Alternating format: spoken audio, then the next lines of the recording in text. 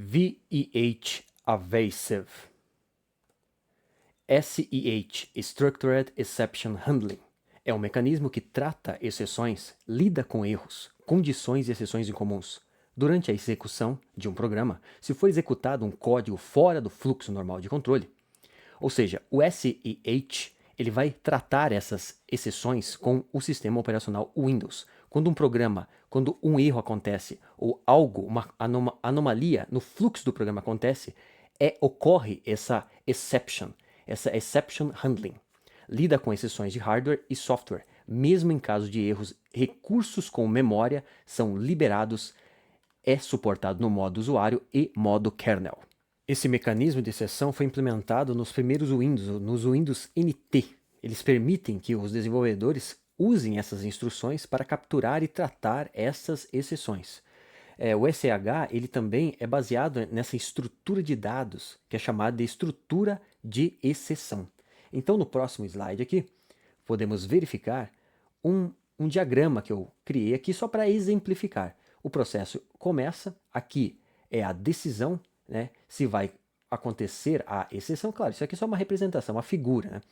Se vai ocorrer a exceção, ele vai para esse tratador aqui, nesse caso, esse manipulador que vai gerar esta ação para depois prosseguir para o processo. Ali na exceção, se a exceção ocorrer, é tomada decisão. Se não, ele vai por outro, ele não vai ocorrer a exceção e o fluxo do programa vai continuar.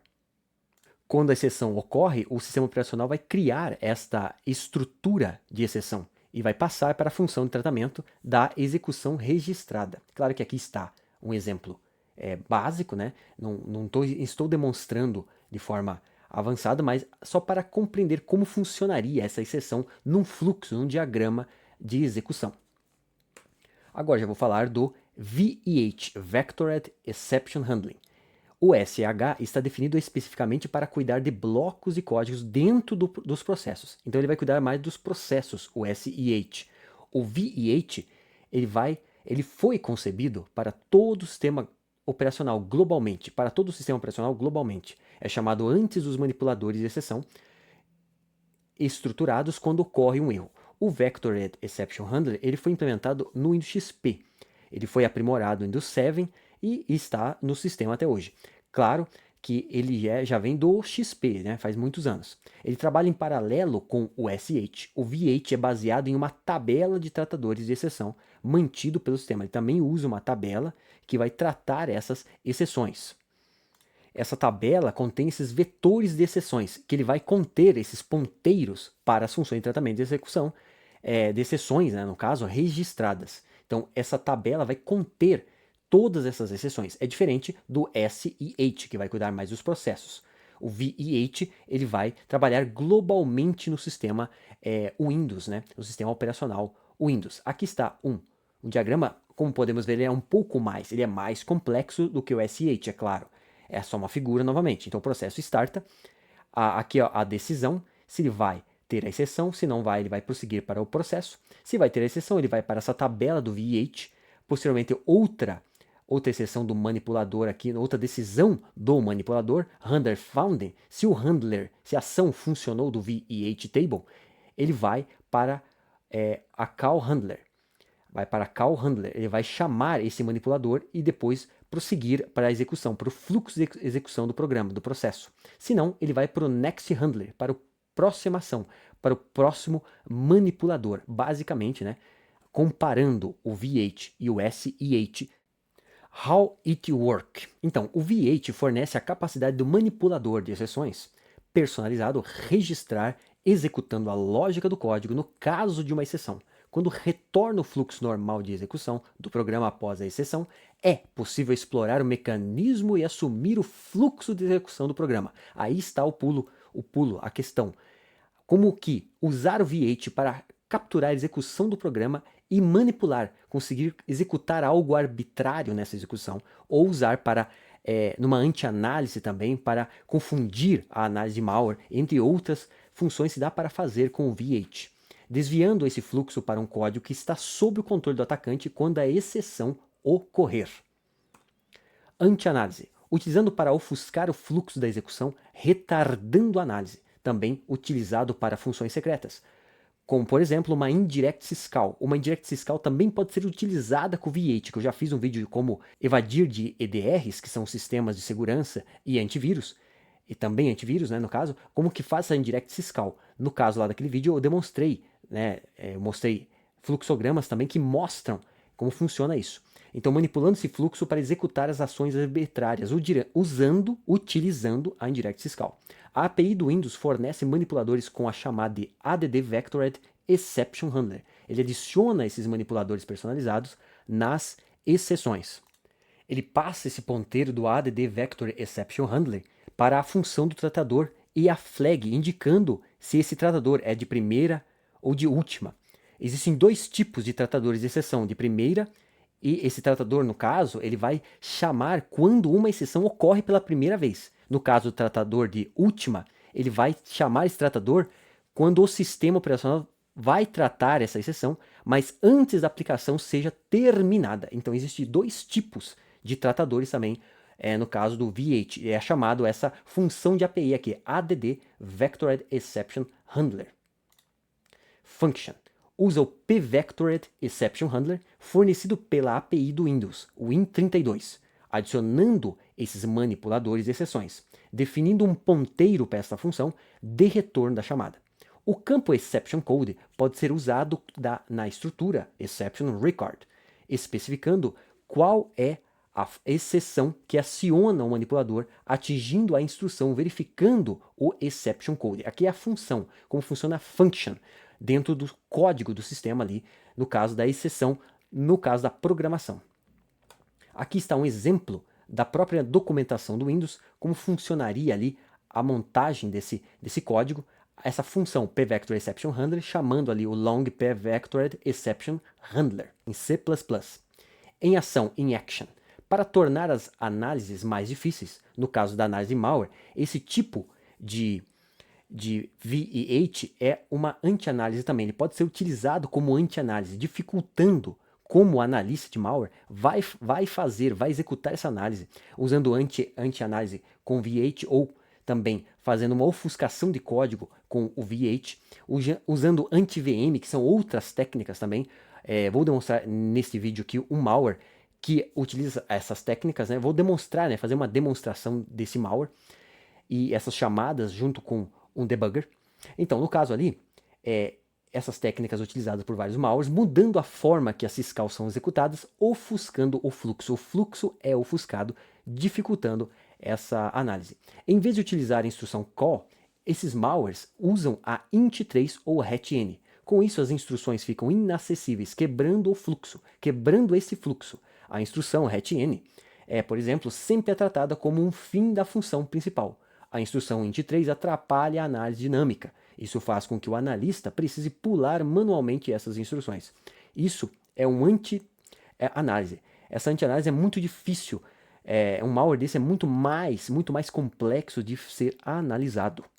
Esse int3 é uma técnica irritante dentro de uma análise de malware reversa, porque você faz com que o próprio analista, às vezes, fique sobrecarregado, porque muitos int3 vai fazer com que ele vai juntar esse cálculo com predicados, né? Predicados aritméticos, e o pesquisador vai precisar ignorar essas instruções para calcular o próximo IP, ou RP, que vai apontar para a próxima instrução. E isso deixa maçante a análise malware. V8 Process. Então, utilizando o RTL ADD Vector Exception Handler, o código é propositalmente colocado acionando diferentes exceções. Quando acionadas, o V8 verifica os pontos de interrupção de hardware. Se ocorrer como esperado, o malware realiza uma operação usando uma chave XOR no próximo byte, após o IP através da estrutura context, com deslocamentos de onde ocorreu a exceção. Então, isso faz com que seja muito maçante a análise. Consequentemente, dá para fazer a análise. Muitas vezes tem que escrever um código para poder pular essas exceções e conseguir fazer a análise. Mas, geralmente, esses malwares utilizam muitas técnicas de anti-análise. Não somente uma, né? São várias e várias técnicas. Vamos para a prática, no caso, demonstrar o malware aqui e podemos verificar como funciona isso num debugger. Eu baixei uma variante do GULoader, que ele é um malware que utiliza essa questão do VEH e entre outras e outras técnicas de bypassar o sistema de segurança e também anti-VM, anti-debugger, anti-análise mesmo, é um malware bem completo nesse sentido. A análise dele demoraria horas e horas. Mas aqui só vou demonstrar alguns aspectos. Esse malware aqui, ele usa o scriptable da Null Software, é o Nullsoft Scriptable Install System, que é o NSYS. Após descompactá-lo com o 7-zip, tem que se utilizar um 7-zip que não seja o comum, porque o 7-zip normal, que é baixado do site oficial, ele não descompacta o NSYS. O malware está aqui, eu que dei esse nome a ele, RT System, M Systems, para não deixar a hash, porque existem malwares que também detectam a hash. Quando coloca no debugger, ele detecta que o nome dele é uma hash. Então existem vários tipos de anti-análise que o malware pode utilizar. Enfim, então o 7-zip para fazer a descompactação deste malware seria o github.com myfreer, aqui em cima tem o nome do repositório, 7-zip build NSYS. Recomendo rodar isso dentro de uma máquina virtual. Dentro de uma máquina virtual, obviamente, tudo dentro de máquinas virtuais. Ir em releases, baixar o 7-zip 64-bit para instalar. Após instalar, ele vai ser capaz de descompactar ou desempacotar esse NSYS, que é da Null Software. Ele é um script que tem toda a questão ali. O NSYS ele vai ser o que? Um sistema para criar um executável, um instalador dentro do sistema Windows. Ele tem todos esse script aqui que vai apontar para DLLs e sistemas que ele vai chamar para executar. Como no caso aqui, ó, essas pastas que depois de descompactar o binário, tem a hungerher.man, o compress, tem DLLs também, system.dll, porque esse malware ele é baseado em camadas, né? Primeira, segunda, terceira camada, usando shellcode, criptografia. Ele é bem avançado e bem complexo de analisar. Por isso que eu peguei ele como exemplo do VEH. O antivírus está desativado, obviamente. Vou pegar aqui o malware, ele é 32 bits, então vou colocar no x32. Aumentei a fonte aqui. Após colocarmos no debugger aqui, a primeira coisa, se rolarmos para cima, aqui já tem um int3. Então já podemos ver, ó, CC, que esse aqui é em hexadecimal, CC é 0xCC, se eu não me engano, int3 está aqui.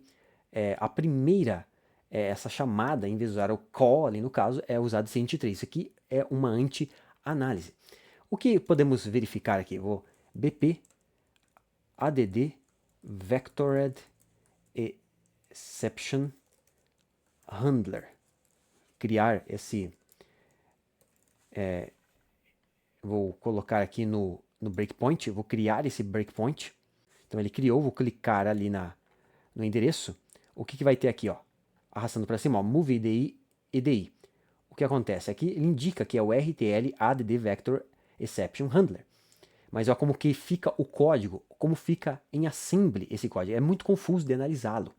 Por isso que tem que usar funções, é maçante. Olha quantas int3 encadeadas, uma em cima da outra, para fazer a confusão para tornar a análise irritante mesmo. Se formos aqui em símbolos, podemos verificar o NTDLL, que é aqui que vai ter esse vectored, RTL add vector exception handler, remove vector exception handler. Se formos no remove, também é cheio de int3, muito int3 aplicado a esse malware. Analisando desta forma como estou analisando. Claro que só fazendo uma análise prévia, só demonstrando. Eu não vou fazer uma análise profunda aqui. Como eu já disse, esse malware demoraria horas. No caso aqui, esse malware também utiliza o process injection. Ele vai fazer o quê? Ele vai fazer um process hollowing. Ele vai injetar dentro do, como eu já demonstrei nesse canal, ele faz uma injeção dentro de um processo legítimo para chamar as funções create process, virtual lock, write process memory, set thread context, resume thread, que são as padrões da API desse sistema operacional Windows. Se formos lá em símbolos novamente, kernel 32, e puxarmos essa, por exemplo, write process memory, está aqui. Se clicarmos nela, está aqui, Write Process Memory, Move IDI, IDI. O que acontece? Novamente, a obfuscação anti-análise. Ou seja, todas as funções da API que for chamadas, o malware vai utilizar essa anti-análise. E podemos, clicando e navegando entre essas APIs, ó, NT Suspend Threads, vai ter aqui, no caso, ó, hatch, o hatch, ó, aqui no caso ele chama a kernel base, ele usa um call, mas posteriormente isso vai ter a int3. Então aqui eu coloquei alguns breakpoints, NT Carry Virtual Memory, que no caso aqui ele vai verificar se tem, o malware verifica, ele recebe a memória virtual e vai verificar nessa memória virtual se tem algumas flags, como a VM-Tools, por exemplo, para ver se é uma máquina virtual mesmo. Ele vai verificar se é uma máquina virtual. E a NT Protect Virtual Memory, que também verifica isso. Ele vai verificar essas questões. No caso aqui, se clicarmos na Carry Virtual Memory, ele vai ter esses NOPs aqui, ó, hatch NOP. Ele substitui os int3 por NOPs, que também ajuda nessa questão de anti-debugging, né? Ele substitui o int3 pelo NOP. Para fazer isso, ele utiliza, no caso, o breakpoint, aqui, ó, NT Protect Virtual Memory, ele utiliza essa função de API para fazer essa substituição do int3 pelo NOP. Então, qual que é a diferença desse NOP para o int3? O int3, no caso, seria uma instrução de interrupção pelo software mesmo, que ele vai gerar essa exceção nesse ponto de interrupção. Daí o processador vai encontrar essa instrução int3 e vai disparar essas exceções do ponto de interrupção, no caso ali. E por que vai se substituir, né? Porque o NOP, no caso, ele é uma instrução que não faz nada, né? É uma instrução de não operação nenhuma. Ele não opera nada. No caso do contexto de depuração, quando substitui o int3, o NOP é usado para desativar temporariamente os pontos de interrupção, que é substituindo a instrução do int3. Por essa instrução NOP, permitindo que o programa execute esse código passo a passo sem disparar exceções. Então o int3 pode redirecionar esse código, né? Fazer com que o código seja interrompido e redirecionado do ponto de interrupção, e o NOP pode preencher ou também obfuscar tanto o NOP quanto o int3 e substituí-lo no código, né? Como esse malware Gulloader faz. Então basicamente a análise era básica. Se gostou do vídeo, deixa um like. Muito obrigado por assistir esse vídeo e até mais.